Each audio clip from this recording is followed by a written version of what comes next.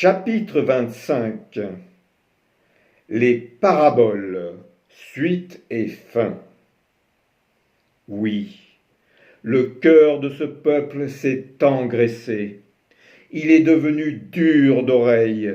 Ils ont couvert leurs yeux de peur de comprendre avec leur cœur, de voir de leurs yeux, d'entendre de leurs oreilles, de faire retour de leurs fautes, de peur que je ne les guérisse. Pour vous, bienheureux vos yeux, ils voient, bienheureuses vos oreilles, elles écoutent. Ne comprenez-vous pas la parabole du semeur? Alors comment comprendrez-vous les autres paraboles? Vous donc, comprenez la parabole du semeur. Le semeur sème la parole d'Élohim. Ceux qui entendent le verbe du royaume sans le saisir sont ceux qui ont reçu les graines le long du chemin. Satan, le criminel, vient vite et arrache ce qui a été semé dans leur cœur pour qu'ils n'aient pas de foi et ne soient pas sauvés. De même, de ceux qui ont reçu les graines sur la rocaille. En entendant le verbe, ils l'accueillent avec grâce et foi. Mais les graines n'ayant pas de racines, ceux-là sont inconstants et sans persévérance. Aussi, dès que surviennent des tribulations et des persécutions du fait de la parole d'Élohim, l'angoisse les prend et ils chutent vite. D'autres ont reçu les graines au milieu des épines. Ceux-là ont écouté, mais en cours de chemin, les soucis du moment ou les plaisirs de la vie, la séduction des richesses et les autres convoitises les absorbent et étouffent le verbe, si bien qu'ils ne parviennent pas à maturité.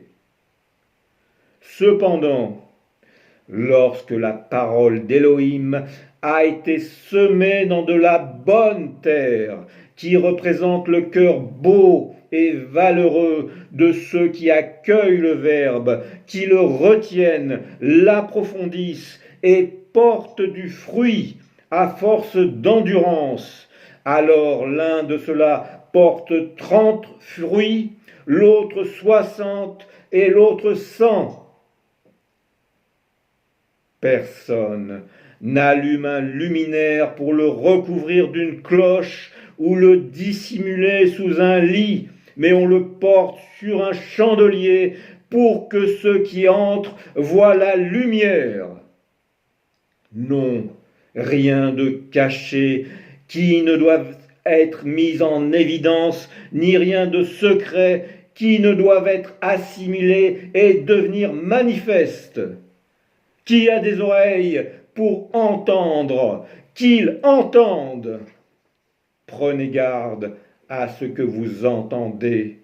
La mesure dont vous mesurez sert à mesurer pour vous, et il vous en sera rajouté. Il en est ainsi du royaume d'Élohim. Il est tel un homme qui jette de la semence en terre, qu'il dorme ou soit levé, nuit et jour, la semence germe et pousse, il ne sait comment. D'elle-même, la terre porte du fruit. D'abord, l'herbe vient et pousse, ensuite vient l'épi, puis l'épi se remplit de blé. Et dès que le blé est mûr, l'homme y met sa faucille, car la moisson est prête. Ayant énoncé cette parabole, il laisse les foules pour revenir dans la maison qu'il accueille. Là, il prend ses disciples à part afin de tout leur expliquer. Aussi, ses disciples lui demandent: explique-nous la parabole de l'ivraie du champ. Le semeur de la belle semence, c'est le Fils de l'homme. Le champ, c'est le monde. La belle semence, ce sont les fils du royaume. l'ivraie, les fils du criminel. L'ennemi qui les a semés, c'est le diable. La moisson, c'est la fin des temps. Les moissonneurs, ce sont les anges. Comme l'ivraie est rassemblé pour être jeté au feu, ainsi en sera-t-il à la fin des temps.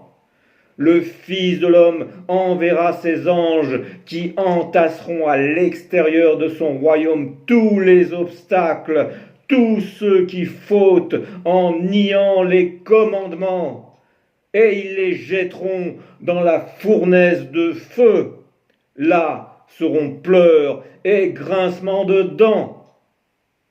Alors les justes resplendiront comme le soleil dans le royaume de leur Père. Qui a des oreilles, entende.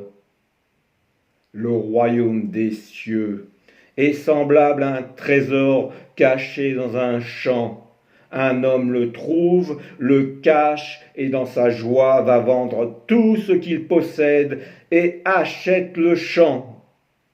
Le royaume des cieux est aussi pareil à un marchand de perles fines qui a découvert une perle extrêmement précieuse et qui va vendre tous ses biens pour l'acheter. Le royaume des cieux est encore tel un filet lancé dans la mer qui rassemble toutes les espèces. Lorsqu'il est plein, les hommes le remontent sur le rivage et s'assoient. Alors, il place les beaux sujets dans des casiers et rejette les mauvais. Ainsi en sera-t-il à la fin des temps. Les anges viendront séparer les méchants du milieu des justes, et ils les jetteront dans la fournaise de feu. Là seront pleurs et grincements de dents. Comprenez-vous cela? Oui, lui répondent ses disciples. C'est ainsi que tout scribe qui est devenu disciple du royaume des cieux est semblable à un maître de maison qui retire de sa réserve de l'ancien et du nouveau. Amen. Je vous le dis, de nombreux prophètes, des justes, ont aspiré à voir ce que vous contemplez et n'ont pas vu, à entendre ce que vous écoutez et n'ont pas entendu.